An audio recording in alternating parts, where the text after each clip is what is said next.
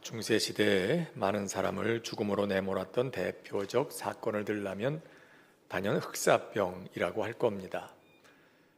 그때 기록을 보면 자그마치 유럽 전체 인구의 적게는 3분의 1, 많게는 절반까지 인구가 줄었다고 하죠. 근데 그에 이어서 또 다른 그런 사건이 있죠. 소위 마녀 사냥이라는 사건입니다. 일단 마녀라고 낙인이 찍히면 화형에 처해져야만 했습니다. 그렇게 죽은 사람들이 편차가 좀 크긴 합니다만은 적게는 수십만에서 많게는 수백만에 이르렀다고 합니다. 그런데 그렇게 누군가를 마녀라고 판단하는 기준이 문제입니다. 참 모호하기 짝이 없습니다. 예를 들면 몸에 무슨 이상한 흉터나 흔적이나 점 같은 것이 있다. 그러면 그걸 보고 이 사람 마녀다. 그러기도 했고요. 혹은 마녀라고 의심되는 사람을 물에다가 던져가지고 이 사람이 물에 뜨면 마녀고 가라앉으면 정상이고 이런 말도 안 되는 기준을 가지고 마음대로 적용을 해서 그야말로 코에 걸면 코걸이, 귀에 걸면 귀걸이식으로 마음대로 사람을 정죄하고 마녀로 몰아 무고한 사람들의 생명을 빼앗곤 했었습니다. 기준은 참 중요하죠. 기준이 잘못되면 그걸 근거로 한 판단도 잘못되는 게 당연하기 때문입니다. 우리의 삶을 볼 때도 그렇습니다. 여러분, 올 한 해를 보내면서 여러분의 삶은 어땠다고 생각하십니까? 성공적이었습니까? 만족할 만하십니까? 그렇다면 그 기준은 뭡니까? 사람들은 흔히 얼마나 많이 벌었나, 얼마나 높이 올랐나, 얼마나 사람들에게 많은 인정을 받았으며 얼마나 오래 살았나 이런 기준으로 우리의 삶을 평가하곤 합니다. 물론 그럴 수 있을 겁니다. 하지만 그런 우리의 기준이 하나님의 기준과 항상 같은 건 아닌 것 같습니다. 어느 날 길을 가는데 어린아이들이 예수님께로 달려왔습니다. 제자들이 그를 막아섭니다. 그 당시에는 어린아이들이 그렇게 환영받지 못했기 때문이기도 하지만 아마도 제자들은 예수님께 번거로움을 끼치지 않으려고 혹은 예수님을 보호하겠다고 그랬을지 모릅니다. 그리고 속으로는 이렇게 생각했겠죠. 주님, 저희 잘했죠? 그런데 예수님께서는 뜻밖의 이렇게 말씀하십니다. 아이들이 내게로 오는 걸 막지 마라. 천국이 이런 자들의 것이다. 그렇게 말씀하십니다. 겟세마네 동산에서 기도하신 후에 병사들이 예수님을 체포하러 왔습니다. 그때 베드로가 칼을 빼서 군병 중에 한 사람의 귀를 내리칩니다. 아마도 베드로는 생각했을 겁니다. 내가 예수님을 보호했다. 예수님도 나의 충성심을 알아주실 것이다.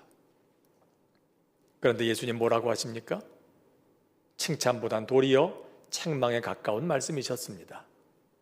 칼을 도로 집어넣어라. 칼로 일어선 자는 칼로 망하는 법이다. 제자들이 잘했다고 생각하는 기준과 예수님의 기준이 늘 같은 건 아니었습니다. 그래서 늘 조심스럽지요. 우리 스스로를 살펴야 할 이유가 되는 겁니다. 스스로 생각할 때는 잘했다고 느껴질 수 있지만 과연 주님의 생각도 그럴까? 주님의 기준도 나의 기준과 같을까? 디모데후서는 바울이 인생 마지막에 가까이 왔을 때 순교 직전에 쓴 편지로 알려져 있습니다. 그래서 바울의 유언장이라는 별명도 붙어 있습니다. 그 중에서도 오늘의 말씀은 그가 살아온 삶을 돌아보며 하는 대표적인 고백이라고도 할 수 있습니다. 여기서 그는 말합니다. 나는 나를 위하여 의의 면류관이 예비되었다는 것을 믿는다. 면류관이 뭡니까? 경기에서 이긴 사람의 머리에 씌워주는 왕관과 같은 것이죠. 그러니까 바울은 지금 승리를 확신하고 있는 겁니다. 그의 인생이 성공적이었다, 만족스럽다. 내가 주님 앞에 설 때도 나는 승자로 설 수 있을 것이다. 그렇게 말하고 있는 겁니다. 자, 그런데 어떻습니까? 지금 그의 형편은 어떻죠? 결코 그렇게 말할 상황이 아닙니다. 그는 지금 금메달을 받는 시상대 위에 서 있는 게 아닙니다. 그는 로마 감옥에서 이 편지를 쓰고 있습니다. 사형을 눈앞에 둔 죄수입니다. 사람들은 말할 겁니다. 아까운 사람 하나 죽게 됐다고. 사실 그렇게 볼만도 합니다. 그런 한때 유대인들이 부러워하는 성공 가도를 달렸습니다. 정통 유대인 가문에서 태어났습니다.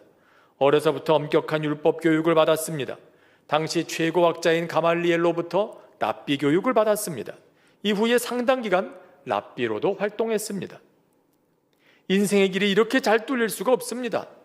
거침없이 와서 바리새파의 지도자로서 지금 영향력을 발휘하고 있는 겁니다.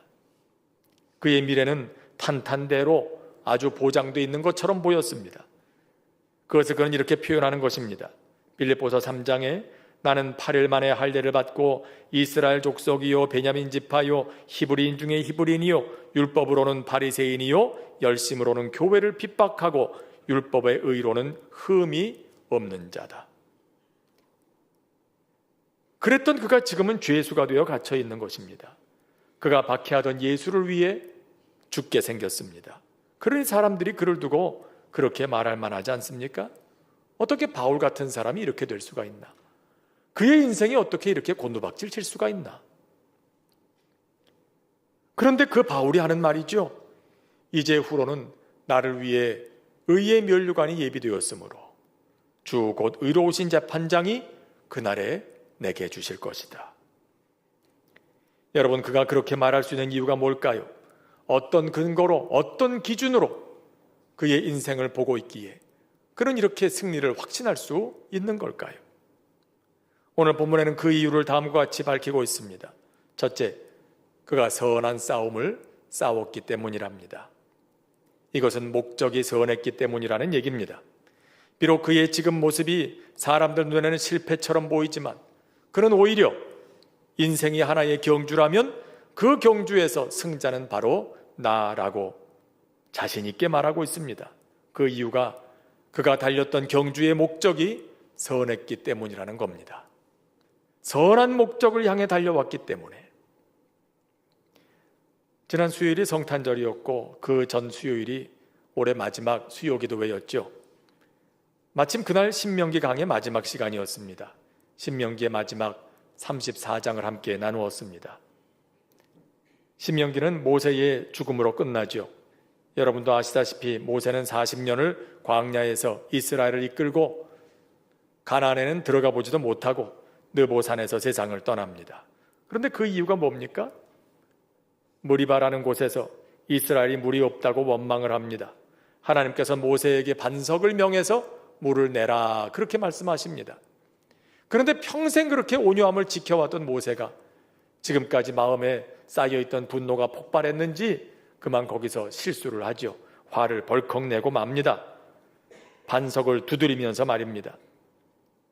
물론 물은 나왔지만은 하나님께서는 책망하십니다.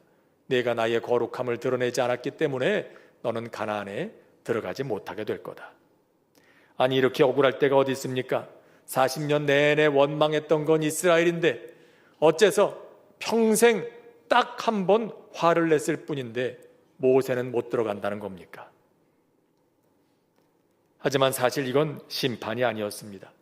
34장 모세의 죽음이 기록된 신명기 마지막 장에서 하나님께서는 모세를 비스가산에 오르게 하시고 가나안 땅 동서남북을 다 보여주십니다. 여러분, 이건 사람의 눈으로 한눈에 볼 수 있는 그런 면적이 아닙니다. 요단강에서 지중해까지 동서로 약 100km, 남북으로는 약 240km입니다. 이 땅이 모세의 눈앞에 파노라마처럼 펼쳐집니다. 이건 하나님이 보여주신 거지요. 엘리사의 사환 게하시의 눈을 여셔서 천군과 천사를 보여주셨듯이 그렇게 모세 앞에 가나안 땅 전부를 쫙 펼쳐서 보여주신 겁니다. 이 장면은 하나님께서 모세의 여정을 인정하시고 도리어 상을 주시는 장면인 거죠.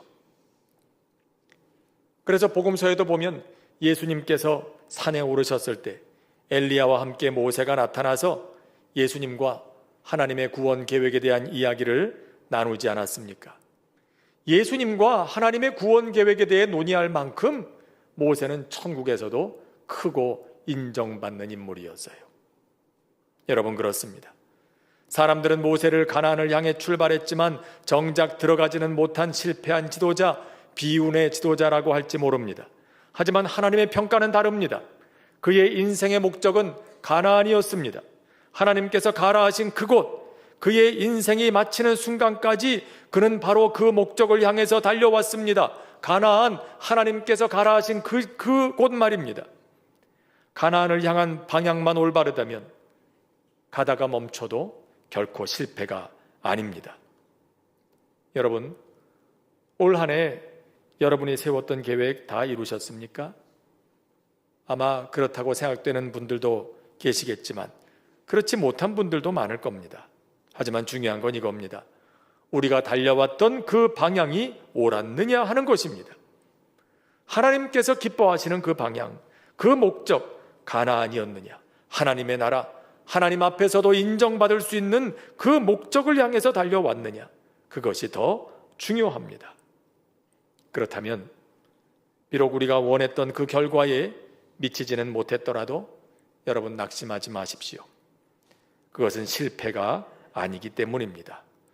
내가 싸웠던 싸움이 선한 싸움이었다면 그것 자체로 하나님 앞에선 칭찬받을 만합니다. 둘째, 믿음을 지켰기 때문이라고 합니다. 이 말은 방법이 선했다는 뜻입니다. 그는 지금 경주자의 모습을 떠올리면서 이 편지를 쓰고 있습니다. 경주하는 사람은 경기의 규칙을 지켜야 하지요. 그래야 경기의 결과를 인정받을 수 있지 않습니까? 1988년 서울에서 열렸던 올림픽 100m 결승에서 벤 존슨 선수가 1등으로 들어왔습니다. 기록은 놀랍습니다. 9초 79. 사람이 어떻게 이렇게 빨리 달릴 수 있나 싶을 정도의 기록입니다. 세계 신기록입니다. 하지만 사흘 뒤에 그는 그 금메달을 빼앗기고 맙니다. 약물 검사 결과 금지된 약물을 복용했던 게 드러났기 때문입니다. 경기 규칙을 지키지 않았어요. 당시 기록만이 아니라 이전 다른 대회에서 받았던 금메달 그리고 모든 기록도 다 무효 처리됐습니다. 후에 또 다른 대회에서 약물 복용이 또 발각이 되면서 결국 육상계에서 영구 제명되고 말았습니다. 안타까운 일이죠. 여러분, 아무리 대단한 기록을 세웠어도 방법이 정당하지 않았다면, 경기의 규칙을 지키지 않았다면 그의 기록은 인정받지 못하는 겁니다. 바울이 말하는 믿음이란 건 바로 이걸 얘기합니다. 경주자가 경기의 규칙을 지켜 달리듯 나는 하나님께서 인정하시는 방법으로 인생의 경주를 달려왔노라고 고백하고 있습니다. 여러분, 솔로몬이 실패한 그리고 실수한 지점도 바로 여기입니다. 나라의 평화를 이루는 일은 참 중요합니다. 하지만 아무리 평화를 이루는 길이라도 우상을 받아들여선 안 되는 것이었죠. 그런데 통치 후반기에 접어들면서 솔로몬이 시험에 듭니다. 여러 나라와 외교 관계를 맺고 사이좋게 지내는 건 좋은데 우상까지 받아들이고 맙니다. 아무리 나라를 위하는 길이라고 해도 해서는 안 되는 게 있는 법이죠. 전쟁을 막고 백성들의 삶을 평안하게 하는 건 좋은 일입니다. 그렇다고 해서 우상까지 받아들이는 건 분명 하나님이 인정하시는 경주의 법칙은 아니었습니다. 여러분, 그만은 아닐 겁니다. 오늘 우리도 때로는 그런 유혹을 만나게 될 때가 있지 않습니까? 일단 이기고 봐야지, 계약은 성사시키고 봐야지, 점수는 얻고 봐야지, 결과가 좋으면 다 좋은 거 아니겠는가? 그렇게 생각하게 될 때가 있지 않습니까? 하지만 바로 그때가 우리가 질문해야 할 때입니다. 결과를 얻는 것도 중요하지만 이 방법이 하나님께서도 인정하실 만한 그것인가? 하나님 앞에 설 때 잘했다 칭찬하실 만한 그 길인가? 하나님 앞에 부끄럽지 않은 길인가? 우린 그 질문에 바른 답을 얻기 위해서 늘 성령님의 도우심을 구하며 기도하지 않습니까? 늘 우리에게 분별력을 주실 수 있기를 기도하면서 말씀을 읽고 묵상하고 공부하지 않습니까? 성령님께서 말씀을 통해 깨우쳐 주시기를 기대하면서 말입니다. 그래야 우리가 평생 달려온 인생의 길이 하나님 앞에 설 때도 결코 헛되지 않을 것이기 때문입니다. 셋째, 달려갈 길을 마쳤기 때문이라고 합니다. 끝까지 했다는 겁니다. 사도로서 복음을 전하며 부활하신 예수 그리스도를 전하는 일 결코 쉽지 않았지만 나는 포기하지 않고 여기까지 왔다. 인생의 종착역을 눈앞에 둔 지금 나는 나에게 주어진 경주를 완주했노라, 끝까지 달렸노라, 그렇게 말하고 있습니다. 다시 한번 경주 예를 들어볼까요? 육상 종목에는 계주라는 게 있죠. 지금 달리는 선수는 다음 주자의 손에 바통을 쥐어줄 때까지 달려야 됩니다. 숨이 차도 끝까지 달려야 됩니다. 자기에게 맡겨진 구간을 끝까지 달려야 경기 전체가 완성될 수 있습니다. 하나님께서 우리를 통해서 이루시는 역사도 그렇습니다. 우리 각자에게 맡겨진 구간이 있습니다. 물론 혼자서 다 뛰는 경기는 아니죠. 하지만 내게 맡겨진 구간은 완주해야 합니다. 끝까지 달려야 하는 겁니다. 예수님의 제자들을 보면 누구는 일찍 순교하고 누구는 장수했습니다. 세베대의 아들 야고보는 제자들 가운데 제일 먼저 순교했습니다. 그때 그의 나이가 39이었다고 추정하고 있습니다. 반면 요한은 순교하지 않고 94세까지 살다가 에베소에서 세상을 떠났습니다. 예수님의 부탁대로 예수님의 어머니 마리아가 세상을 떠날 때까지 그를 돌보았습니다. 그리고 많은 제자들을 훈련시켜서 교회의 지도자로 세웠습니다. 누군가는 말하겠죠. 요한은 완주했고 야고보는 안타깝게도 중도 하차했다고 말입니다. 하지만 아닙니다. 오래 달렸느냐 짧게 달렸느냐는 중요하지 않습니다. 그들이 그들에게 주어진 구간을 끝까지 달렸다는 이것이 중요합니다. 물론 잘못된 길이라면 끝까지 달릴 게 아니라 더 늦기 전에 멈춰야겠죠. 고집 부릴 일이 아닙니다. 그리고 하나님이 인정하신 그 경주를 시작할 수 있도록 더 늦기 전에 그렇게 돌이켜야 하겠죠. 하지만 하나님께서 기뻐하시는 경주가 확실하다면 그 끝이 어디든지 최선을 다해서 끝까지 달려야 할 것입니다. 그리고 그런 길에 하나님께서 함께 하셔서 도와주신다 약속하십니다. 여러분, 2024년의 마지막 주일입니다. 올 한 해 어떠셨습니까? 한 해 우리 인생의 길, 목적은 선했는지, 방법은 선했는지, 끝까지 달렸는지. 어쩌면 우리의 한 해가 우리의 기대, 계획에는 못 미칠지도 모릅니다. 하지만 선한 목적을 위해 달려왔다면, 하나님의 방법으로 했다면, 그리고 포기하지 않고 끝까지 달려왔다면 여러분 염려하지 마십시오. 낙심하지 마십시오. 바울에게 그러셨듯 주님께서는 우리에게 이렇게 말씀하실 것이기 때문입니다. 내가 너희를 위해 의의 면류관을 예비하였노라.